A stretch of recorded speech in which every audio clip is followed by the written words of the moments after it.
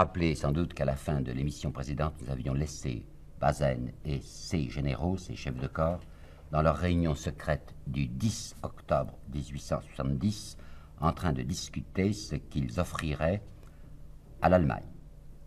Ils décident d'envoyer un général, un tout jeune général, je veux dire un général qu'on venait de nommer, qui s'appelait Napoléon Boyer, et c'est ce Napoléon Boyer qui va aller voir Bismarck de la part de Bazaine et des généraux de l'armée du Rhin, porteur d'instructions par bonheur écrites, et que je tiens à vous lire tant elles sont prodigieuses. Au moment où la société est menacée par des hommes de désordre, le maréchal commandant l'armée du Rhin, s'inspirant du désir qu'il a de sauver son pays de ses propres excès, interroge sa conscience et se demande si l'armée placée sous ses ordres n'est pas destinée à devenir le palladium de la société. Certes, dit-il, la puissance militaire allemande pourrait être déjà utile pour ramener l'ordre à Paris. Mais l'intervention d'une armée étrangère dans les affaires d'une capitale aussi nerveuse que Paris pourrait manquer son but.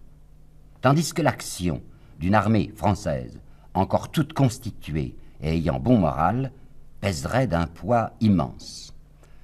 Alors Bazaine et les généraux de l'armée du Rhin proposent donc à Bismarck ce qui suit: neutralisation de l'armée du Rhin côté envahisseur et marche de l'armée du Rhin sur Paris. Et il ajoute ce qui est peut-être le plus beau, que les buts de guerre de la Prusse pourraient être plus sûrement atteints de cette façon parce que le GDN, le gouvernement de la défense nationale, n'est, dit-il, pas un gouvernement sérieux, du reste les Allemands l'ont pas reconnu, il n'est pas appuyé par l'ensemble de la France, tandis que si la puissante armée du Rhin était dans Paris, tenant les Parisiens sous la menace de ses fusils et de ses canons, elle pourrait, dit-il, offrir à la Prusse une garantie des gages que la Prusse peut avoir réclamé pour le présent, vous avez compris ce que ça signifie, Strasbourg et Metz. Ça, c'est du 10 octobre. Le 11, un incident se produit, une manifestation des gardes nationaux de Metz. Les gardes nationaux sont des civils que l'on a armés pour essayer de résister, pour prêter main forte à l'armée si c'était nécessaire, s'il y avait une offensive allemande. Et ces gardes nationaux font une manifestation dans les rues en disant « la sortie, la sortie ». Voilà des semaines et des semaines que l'armée française est là complètement immobile, regardant l'armée allemande sans essayer de faire une sortie. Ces gardes nationaux demandent qu'on attaque.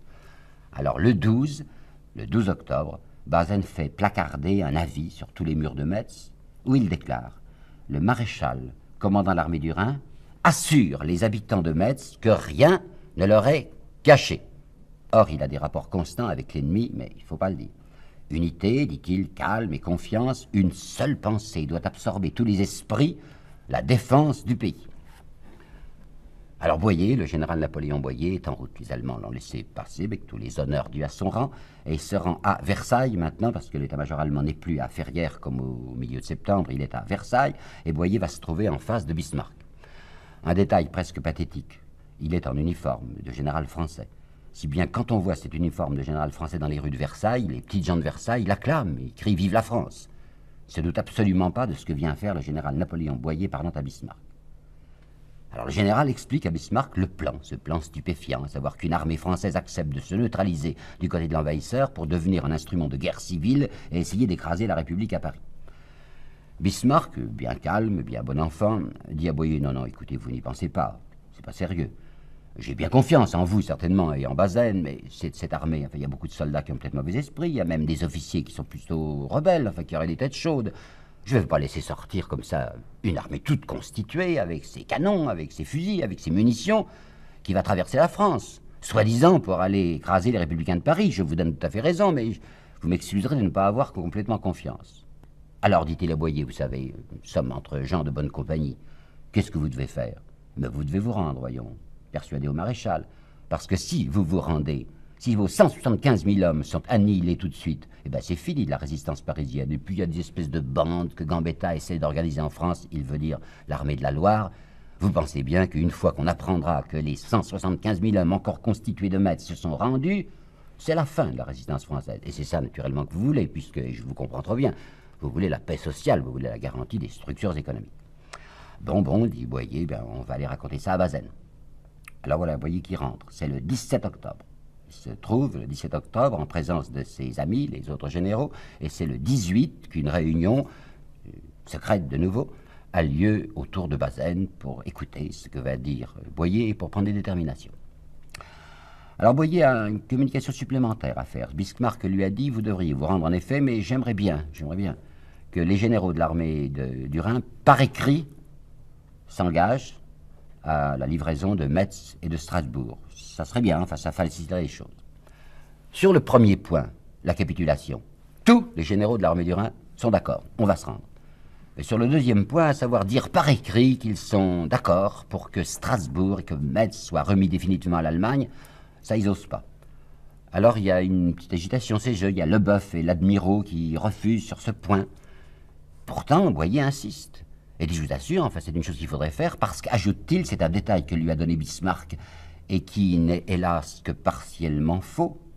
La bourgeoisie, disait Bismarck, des grandes villes françaises, réclament des garnisons allemandes, tellement ils ont peur d'insurrection ouvrière. Alors vous voyez, dit-il, pour que le péril social puisse disparaître le plus rapidement possible, on devrait passer par les conditions des Allemands. Alors Bazaine décide qu'il vaudrait mieux voter. Deux de ces généraux, Leboeuf et l'Admiraux, lui ont dit aussi, mais attention, c'est qu'il y a des officiers qui ne marcheront pas. Il y a pas mal de têtes chaudes chez nous et qui vont dire que c'est pas bien ce que nous faisons. Alors Bazaine dit, mais écoutez, j'ai pris mes sûretés déjà. Et il pense, Bazaine, jugeant des autres d'après autrui, que les questions d'argent peuvent être primordiales. Alors par 2 fois, il a fait déjà verser la solde d'avance. Les 10 et 12 octobre, il a fait verser la solde d'octobre d'avance aux officiers en la majorant d'1 franc par jour. Et le 20 octobre, il a pris une précaution supplémentaire, il leur a fait verser la solde de novembre. Alors comme il les comble de prévenance, il a l'impression qu'ils ne bougeront pas. On vote. On vote le 18 octobre sur ce qu'il faut faire à l'égard de l'Allemagne. Ils sont 8 à voter. Et il est bien intéressant de connaître les résultats de ce vote. Il y aura 2 non qui refusent de se plier aux conditions allemandes. C'est Leboeuf et c'est le général Coffinière qui commande la place de Metz. Mais il n'y a que 2 non sur 8. Par conséquent, il y a 6 de ces généraux qui sont d'accord pour rendre immédiatement l'armée. C'est Changarnier, c'est Canrobert, c'est Frossard, c'est l'Admiraux et ces 2 autres moins connus qui s'appellent Soleil et Deveau. Détermination prise le 18. Mais tout de même, on ne va pas se rendre comme ça brusquement parce que ça pourrait scandaliser les gens de Metz, les civils de Metz. Vous vous rappelez qu'il y a un mois déjà, ils réclamaient le rationnement en disant c'est insensé, enfin quoi, on veut nous prendre par la famine puisqu'on ne rationne même pas les vivres. Alors le 16, Bazaine avait pris la précaution d'annoncer un rationnement du pain. On fixe dans sa pensée, dans la pensée des généraux, que c'est autour du 24-25 qu'on va se rendre. Mais c'est que Bismarck devient pressé et pressant. Pourquoi ? Parce que Bismarck est légitimement inquiet de ce qui se passe sur la Loire. Et là, peut-être que je consacrerai une émission à vous raconter cette histoire, mais il faut que je vous en dise un mot maintenant, parce que c'est bien curieux. Le maréchal Juin, dans la préface de l'ouvrage dont je vous ai parlé, Bazaine coupable victime des généraux Ruby et Regnault, le maréchal Juin, qui veut défendre le collègue, parle du maréchal Bazaine en disant « Il avait assez de bon sens pour reconnaître que la situation était militairement sans issue. » Mais figurez-vous que ce n'était pas du tout l'avis de Bismarck. Bismarck commençait à prendre peur étant donné ce qui se passait sur la Loire. Gambetta était sorti de Paris en ballon le 7 octobre. Il s'était rendu à Tours pour essayer de constituer une armée française à Tours. Il avait travaillé, mais d'une manière extraordinaire, à ce point qu'un homme qui ne l'aime pas, Albert Sorel, qui fera plus tard une histoire diplomatique de la guerre franco-allemande inspirée d'un bon esprit, eh bien Sorel, quand il était jeune, il oubliera ça, mais j'ai trouvé sa correspondance, elle a été publiée en 1913, à sa mère. Il lui dit, ce petit Sorel, il a à ce moment-là 31 ans, il lui dit « Je suis près de Gambetta, tu sais au moment que je ne suis pas républicain ». Mais ce Gambetta est étonnant. Il est arrivé à travailler avec une telle foi, avec un tel élan, qu'au bout de 3 semaines de présence à Tours, il a déjà constitué 80 000 hommes, et qu'à la fin du mois, nous allons avoir 100 000 hommes, et des troupes sérieuses. Et il veut lancer ses troupes au nord de la Loire, sur Paris, sachant bien qu'il n'y a qu'un rideau de troupes allemandes devant Paris. Ben Bismarck le sait aussi très bien, il a des espions partout, et il sait que c'est une force dangereuse qui est en train de se constituer là. Alors la préoccupation de Bismarck, bien compréhensible, est la suivante, qu'on en finisse avec ce Bazaine, enfin qu'il se décide, puisqu'il veut bien se rendre, mais qu'il se rende vite, parce qu'il y a tout de même 150 000 Allemands qui font de l'investissement autour de Metz, et j'ai terriblement besoin de ces 150 000 hommes pour faire barrage devant Gambetta. Gambetta avait décidé d'attaquer dès le 25 octobre. Thiers, le petit bonhomme Thiers, il était là, il était à Tours. Et Thiers, autant il détestait l'Empire, parce que l'Empire lui prenait sa place, autant Thiers déteste Gambetta, parce que Gambetta risque de gagner. Par conséquent, ce sera lui qui sera chef du pouvoir. Et Thiers veut être chef de la France. Alors c'est Thiers, à Tours, qui va faire tout ce qu'il pourra, désespérément, pour empêcher cette offensive française de Gambetta. Et comme Thiers se dit, mais l'ami Bazaine, là-bas, travaille dans le bon sens, Bazaine va se rendre le 25 octobre. Le 25 octobre. Le petit Thiers se précipite dans le bureau de Gambetta et lui dit, Bazaine s'est rendu. C'est pas vrai. Mais c'est pour essayer de décourager Gambetta. Gambetta s'informe, envoie des télégrammes partout, interroge même jusqu'à Bruxelles, parce que l'ambassade de France à Bruxelles peut le renseigner. Bon, l'ambassade de France lui dit pas du tout. La citadelle tient toujours. Thiers en est pour sa courte honte. Alors Thiers va s'entendre avec le général d'Aurelle de Paladine, qui est le général auquel Gambetta a eu l'imprudence de faire confiance. Et le général d'Aurelle de Paladine va stopper les ordres d'attaque. Parce que cet ordre d'attaque est infiniment dangereux pour l'Allemagne et que si l'armée de la Loire se lance à ce moment-là, quand l'armée de Frédéric Charles est toujours à l'est, elle peut passer et elle peut débloquer Paris. Bismarck insiste donc très fort auprès de Bazaine par l'entremise de Frédéric Charles. Écoutez, rendez-vous, le moment est venu. Eh bien, on va se rendre. Allons-y, dit Bazaine. Nouvelle réunion des généraux. C'est pas ce qu'on souhaitait naturellement. Ce que les généraux souhaitaient, c'était de marcher sur Paris, mais les Allemands ne veulent pas. Ben, au moins, on cassera les reins à Gambetta, à la République, à la Résistance en se rendant. Et le 25 octobre 70, Bazaine envoie le général de Cissé, son aide de camp, auprès du chef d'état-major allemand qui s'appelle Stiehle. Ça y est, c'est fait, puisque les deux généraux maintenant n'ont plus qu'à discuter de modalités de la reddition. Il est intéressant de voir ce qui préoccupe les généraux. Nous avons pas mal de renseignements là-dessus. Les généraux français s'occupent de deux choses qui demandent aux Allemands, qui font demander aux Allemands. Premièrement, ils veulent avoir le droit d'emporter leurs chevaux, même si en ont plusieurs. Deuxièmement, leurs biens personnels, pas seulement leurs effets corporels, mais ce qu'ils peuvent avoir amené à Metz, enfin même comme meubles. Enfin, ils veulent chacun avoir leur petit wagon de déménagement personnel. Et deuxièmement, ils demandent également quel est le prix de la vie, le coût de la vie dans les diverses villes allemandes, parce qu'ils sont en train de discuter les uns et les autres de savoir s'ils seront à Mannheim ou à Hanovre, si c'est plus agréable pour y passer l'hiver. D'autre part, il est recommandé d'expliquer aux soldats qu'on va se rendre, parce qu'on ne peut pas faire autrement, d'ailleurs la famine est toute proche, et ça sera une captivité pour rire, parce que la guerre est pratiquement finie. Par conséquent, que les soldats ne s'inquiètent pas, ils ne courront plus de risques, ils seront des prisonniers de guerre, bien traités, et il n'y aura pas de problème. Enfin, dernier ordre, il faut tout de même se méfier, Bazaine ordonne de bien veiller sur les pourtours du camp retranché, afin qu'aucun officier de mauvais esprit n'ait l'idée de déserter pour aller rejoindre la résistance. Tout officier qui tentera de passer pour rejoindre l'armée de la Loire sera immédiatement mis aux arrêts de rigueur. Signature de la capitulation, 27 octobre 1870 à 22h30.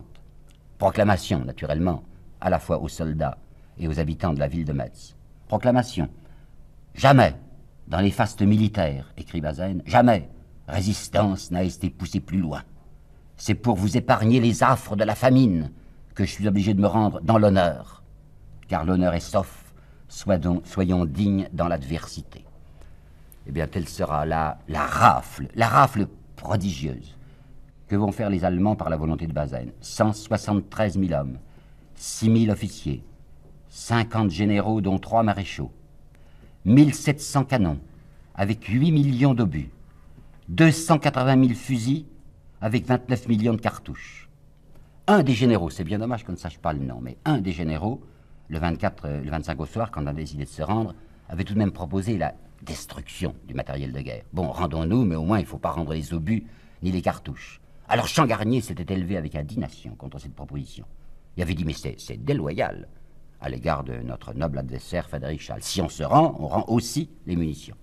Alors les soldats vont entrer en captivité, les 173 000 hommes, et 11 000 de ces prisonniers mourront. Il y a une suite.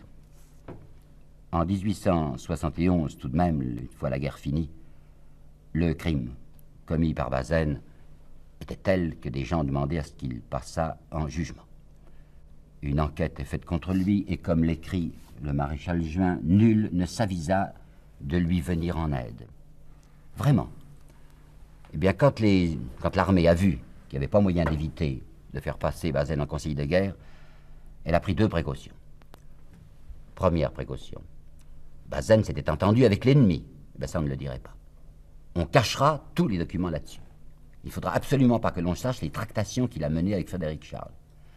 Alors, le procès du maréchal Bazaine ne portera pas sur le fait d'intelligence avec l'ennemi, qui était le fond des choses, mais simplement un procès qu'on lui fait pour avoir capitulé injustement, c'est-à-dire alors qu'il pouvait tenir encore. Premier point. Deuxième point, vous l'avez assez vu, tous les généraux de l'armée du Rhin étaient dans le coup. Tous, les Canrobert, les Changarnier, les Frossard, les Bourbaki même, tous étaient dans le coup.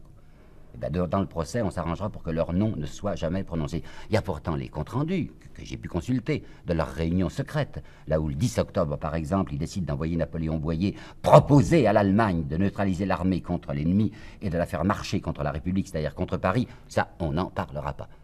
Il y a un bouc émissaire, c'est bien dommage, c'est le maréchal Bazaine, lui, on est bien forcé de le condamner, mais que les autres ne soient pas mouillés. La condamnation sera prononcée comme elle devait l'être, condamnation à mort, naturellement, le 10 décembre 1973, à mort. Mais, les juges, le jour où ils prononcent leur condamnation à mort, écrivent au président de la République en demandant ceci. Ils supplient le président de la République de ne pas laisser exécuter la sentence qu'ils viennent de prononcer. Le président de la République, c'est un maréchal. C'est MacMahon. Il est bien d'accord, on ne va pas tuer le camarade. Et d'autre part, MacMahon, de sa propre autorité, supprime la dégradation, la peine de dégradation qui était infligée naturellement dans la condamnation. Une dégradation n'est pas possible pour un maréchal, elle est réservée pour un capitaine juif innocent. Je voudrais finir par un document de Canrobert. Le 12 décembre 1972, Canrobert avait comparu devant la commission d'enquête où l'on essayait de comprendre ce qui s'était passé dans cette guerre. Cette commission d'enquête était composée de personnalités convenables.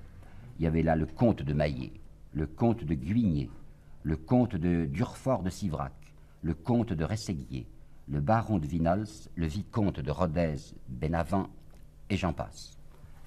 Alors, parlant des événements de Metz, Canrobert avait déclaré « Des misérables ont osé dire que nous avions trahi le pays, notre France, notre pauvre France. Ah, elle ne les croira pas. » Procès verbal. De tous côtés, nous non plus, nous ne le croyons pas, maréchal.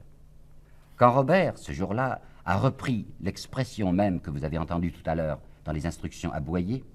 L'armée, s'est-il écrié, évoquant la commune, l'armée, elle vous a été utile un jour, n'est-ce pas? Elle peut l'être encore. Vous n'avez pour soutien que l'armée, entendez-vous bien, soutien social. Pour Dieu, gardez cette armée, gardez-la, parce que c'est votre palladium. En dehors d'elle, vous n'êtes pas sûr de 24 heures. C'est ce que comprennent très bien le comte, le vicomte, le baron et les autres. Et Canrobert termine en disant, au total, voyez-vous messieurs, au total, l'armée de Metz, c'était une armée d'honnêtes gens.